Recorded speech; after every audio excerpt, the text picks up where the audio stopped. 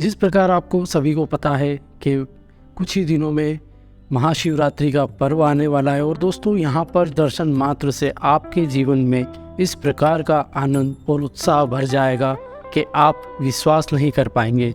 तो आइए हम देखते हैं ओंकारेश्वर मंदिर में उपस्थित कुछ ऐसी एनर्जी जो वाकई में हमारे जीवन में आनंद भर सकती है। इस चीज़ का अनुभव मैंने खुद ने करा है। आप सभी को एक चीज़ और बताना चाहूँगा, मैं ब्राह्मण नहीं हूँ, पर जिस प्रकार मुझे ब्राह्मण से लाभ हुआ है वही चीज़ मैं आप सभी को बताना चाहता हूँ। दोस्तों, ब्राह्मण को दान देना और ब्राह्मण का आशीर्वाद लेना, ये दोनों एक अलग अलग महत्वपूर्ण चीज़ है और इसी बात को मैं आपको बताने वाला हूँ। तो हम चलते हैं ओंकारेश्वर मंदिर की ओर, जहाँ पर एक विशाल एनर्जी है जो कि हम लोगों के लिए बहुत ज़्यादा ज़रूरी है। ओंकारेश्वर में जिस लिंग की प्राण प्रतिष्ठा की गई है उसकी प्रकृति बेहद असाधारण है। ये आपके अस्तित्व की जड़ों को हिला देगा। ये प्राण प्रतिष्ठा वाकई अद्भुत है। इसका एकमात्र मकसद है कि ये किसी तरह आपको विलीन कर दे। इस मंदिर में पूरी तैयारी के साथ जाना चाहिए क्योंकि ये बहुत शक्तिशाली है। ये आपको अंदर से हिला देता है। उज्जैन के महाकाल से रात को शयन आरती के बाद महाकाल राजा विश्राम के लिए ओंकारेश्वर में ही आते हैं। इस महाकाल रूप की मौजूदगी ही ऐसी है कि आपके बह जाने पर सब कुछ विलीन हो जाता है, जो आपको परम मुक्ति की ओर ले जाता है। दोस्तों, यहाँ की एनर्जी आपके जीवन को आनंदमय कर देती है और कई लोगों की तरह अपने ही सवाल में उलझे लोग, जिनका कहना है कि हमारा जीवन कुछ विशेष कारणों से हुआ है, तो उनके लिए ये ध्वज जो कि बहुत पुराना है, पर समय के साथ साथ ना ही इसकी मान्यता कम हुई है ना ही इसका प्रभाव कम हुआ है। तो इसी प्रकार की कुछ एनर्जी आप भी महसूस कर सकते हैं ओंकारेश्वर मंदिर में आकर। दोस्तों, ये है हमारी नर्मदा मैया। और दोस्तों, विश्वास करिए, आप अगर आप नर्मदा स्नान करने के बाद पूजन करते हैं तो यहाँ की जो एनर्जी है वो आपके जीवन में इस प्रकार आनंद भर देगी कि आपको आपके हर परेशानी, हर सवाल का जवाब आपको यहाँ पर आसानी से मिल सकता है। दोस्तों, इसी के ठीक बाद हम स्नान करने के बाद जाएंगे मंदिर में। जिस प्रकार मैं भी गया था, मैं आपको दिखाता हूँ। मंदिर में कुछ विशेष दिनों पर बहुत ज़्यादा भीड़ रहती है और उसी भीड़ के कारण हमें एक ब्राह्मण मिले। ब्राह्मण ने हमें बताया कि आप वीआईपी टिकट के द्वारा भी दर्शन कर सकते हैं।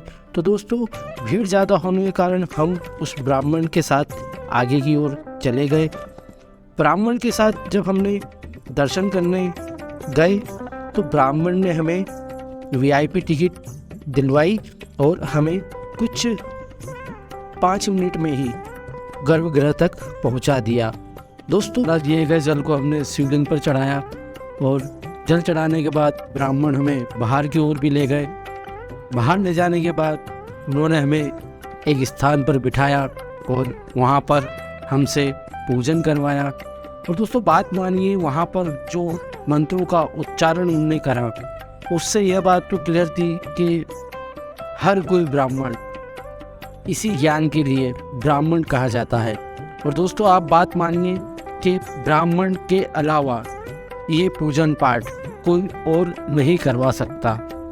दोस्तों, इसी प्रकार का पूजन हमारे लिए पॉसिबल नहीं होता अगर हम वीआईपी टिकट के द्वारा ब्राह्मण के साथ नहीं गए होते। तो दोस्तों, मेरा आपसे यही कहना है कि आप किसी भी मंदिर में जाएं तो ब्राह्मण के द्वारा ज़रूर जाएं, क्योंकि इस दुनिया में ब्राह्मण जो आपको ज्ञान दे सकता है वो कोई नहीं दे सकता। और दोस्तों, आप बात मानिए, मंत्रों के उच्चारण से एक अलग ही अनुभूति होती है और मंदिर प्रांगण में जब किसी ब्राह्मण के द्वारा कोई मंत्र कहा जाता है और वो आपके कारण कहा जाता है तो उसका एक अलग ही आपको अपने जीवन में फ़ायदा पहुंचता है।